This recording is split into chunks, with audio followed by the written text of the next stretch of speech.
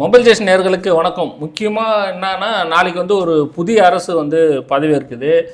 எல்லாருக்குமே தெரியும், அதிமுகவும் வேண்டாம், திமுகவும் வேண்டாம் அப்படின்னு சொல்லிட்டு ஒரு புதிய அரசை வந்து தமிழக மக்கள் வந்து தேர்ந்தெடுத்திருக்காங்க. சரி, அது வந்து அவங்கவுங்களுடைய இஷ்டம் அப்படின்னே வந்து சொல்லலாம். ஏன்னா ஒருத்தவங்களுக்கு வாய்ப்பு கொடுத்து தான் பார்க்கலாம் அப்படின்ட்டு நிறைய வந்து எல்லாருக்கும் வந்து ஒரு எதிர்பார்ப்பு இருக்கும். இன்னும் வந்து விஜய் அவர்கள் வந்து இன்னும் பதவியே ஏற்கல முதல்வராக.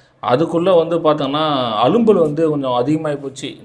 அதாவது ஒருத்தவங்க வாக்களித்தவங்களே இல்லை, ஏன்டா நம்ம வாக்களித்தோம் அப்படின்ற மாதிரி ஃபீல் பண்ணுற அளவுக்கு வந்து இப்போது, அதாவது 4ஆம் தேதி அன்னைக்கு வந்து ரிசல்ட் வந்தது. 5ஆம் தேதி நைட்லேருந்தே வந்து ரொம்பவும் வந்து ஃபீல் பண்ண ஆரம்பிச்சிட்டாங்க அப்படின்னே வந்து சொல்லலாம். அதை தான் இப்போ நம்ம வீடியோ வந்து பார்க்க போகிறோம். இது வந்து நம்ம வந்து ஒரு தவறாக எதுவுமே சொல்லலை. அதாவது மற்ற ஊடகங்கள் காமிச்சதாக தான் வந்து பார்த்தோன்னா மக்களாகிய உங்களுக்கு வந்து இப்போ நம்ம காமிக்க போகிறோம். நீங்கள் அப்படியே பாருங்கள். அதாவது அவர் வெற்றி கொண்டாட்டத்தை எப்படி ஒன்றாலும் நம்ம கொண்டாடலாம். அதாவது ஏழை மக்களுக்கு நிறைய நலத்திட்ட உதவிகள் அது இதுன்னு சொல்லிட்டு எல்லாமே வந்து கொண்டாடலாம். ஆனால் நீங்கள் நல்லா பாருங்கள் மக்களே, இதை நான் இப்போ ப்ளே பண்ணுறேன். இங்கே பாருங்கள், ஒரு பஸ் ஸ்டாண்டில் வந்து பார்த்தங்க அப்படின்னா அங்கே பாருங்கள், எல்லாருமே வந்து இது மாதிரி வந்து சைடில் நின்றுக்கிட்டு மேலே வந்து உக்காந்துட்டு எப்படி வந்து அராஜகம் பண்ணுறாங்க. விசில் அடிச்சுட்டு இங்கே பாருங்கள், பயங்கரமாக விசில் அடிச்சுட்டு. இப்போ பாருங்கள், இது மாதிரின்னா எப்படின்னு ஒன்றுமே புரியல. சரி, இது ஒன்று தான் அப்படின்னு நம்ம பார்த்தோம் அப்படின்னா, அதுக்கப்புறம் வந்து பார்த்தோன்னா இங்கே பாருங்கள், ஒரு பஸ்ஸை மறிச்சிட்டு இங்கே பாருங்கள் வண்டியில் எப்படிலாம் வந்து பண்ணுறாங்க அப்படின்னு சொல்லிட்டு நீங்களே வந்து பாருங்கள். அதை பாருங்கள், எல்லாரும் வந்து ஒரு மாற்றம் வேணும் அப்படின்றது. இங்கே பாருங்கள், தவாக்கா வட்ட செயலாளர் யார், தினேஷ் ராயபுரம் அப்படின்னு சொல்லிட்டு 10 வயது சிறுமியை பாலியல் தொந்தரவு அப்படின்னு சொல்லிட்டு சொல்லியிருக்காங்க. அவரை வந்து கைது பண்ணியிருக்காங்க. இவரை நல்லா ஒன்று புரிஞ்சுக்கிங்க.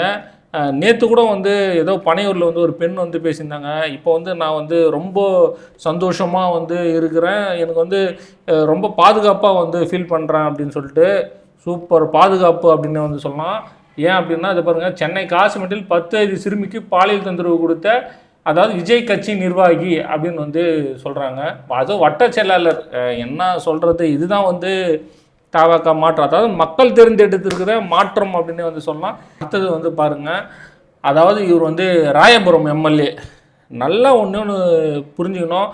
அதாவது அதிமுக முன்னாள் அமைச்சர் அவரே வந்து காலி பண்ணிவிட்டு இவருக்கு வந்து வாக்களிச்சிருக்காங்க. சாதாரண வந்து ஒரு ஆட்டோ டிரைவர் ஜெயக்குமார் அவர்களே வந்து 3வது இடத்துக்கு வந்து தள்ளியிருக்காரு. திமுக வந்து 2வது இடத்திற்கு வந்து தள்ளியிருக்காரு. அதெல்லாம் தள்ளிட்டு இவருக்கு வந்து மக்கள் வந்து வாக்களித்து, அதாவது ஒரு மக்கள் பிரதிநிதியாக வந்து தேர்ந்தெடுத்திருக்காங்க. சாதாரண ஆட்டோ டிரைவர், ஒரு பின்பலம் கொண்ட, ரொம்ப ஏழ்மையான ஒரு பின்பலம் கொண்டவர். நல்லா பார்த்துக்குங்க. இவருக்கு தெரியாதது ஒன்றுமே இல்லை. இங்கே பாருங்கள், வால் வச்சு கேக்கு வெட்டுறாப்புல அவருடைய பிறந்த நாளை.